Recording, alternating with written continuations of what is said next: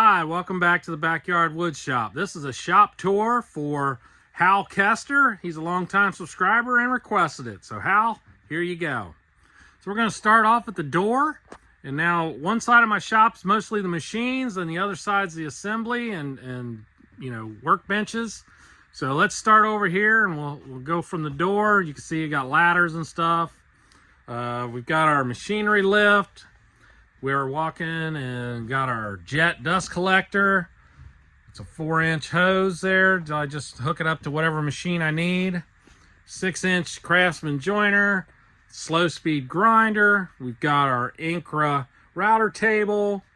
Let's come around here. We've got a Shopsmith. I use that a lot. I've had it for 30 plus years. It works fantastic.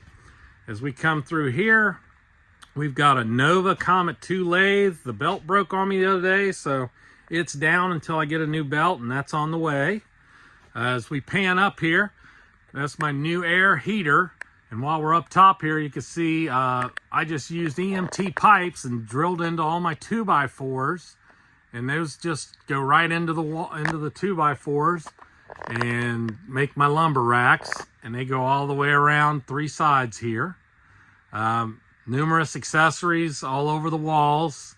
Some people don't like pegboard. I like it for 2 reasons. It lets me put things wherever I want quickly and rearrange them.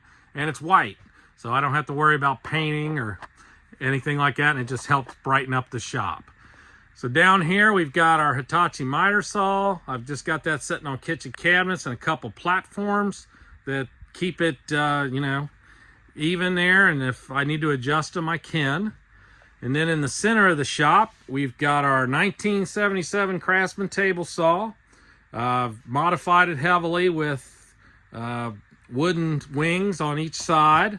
I've got a Vega fence on it, and that works great. That fence never let me down yet.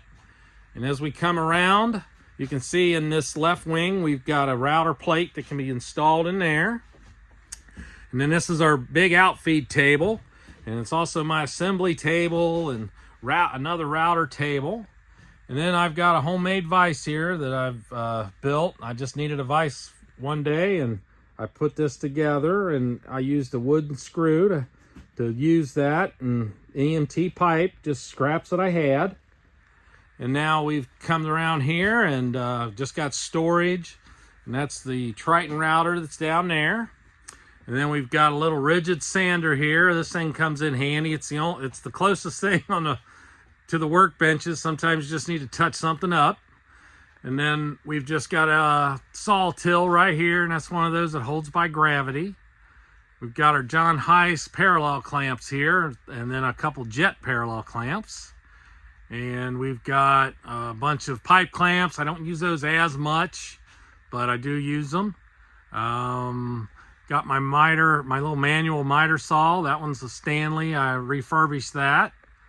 We've got our storage on this side for this, what I call my tool area. So I've got tools in all these different cabinets down along here.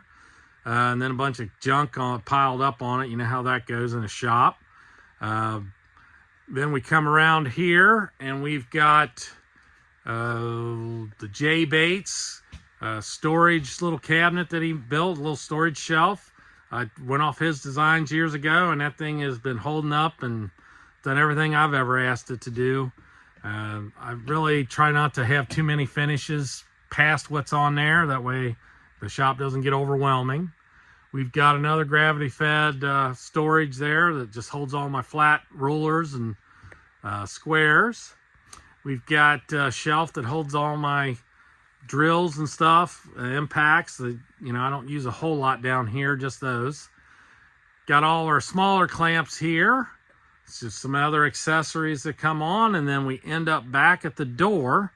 And then the main place that I do a lot of my work is the newfangled workbench right here.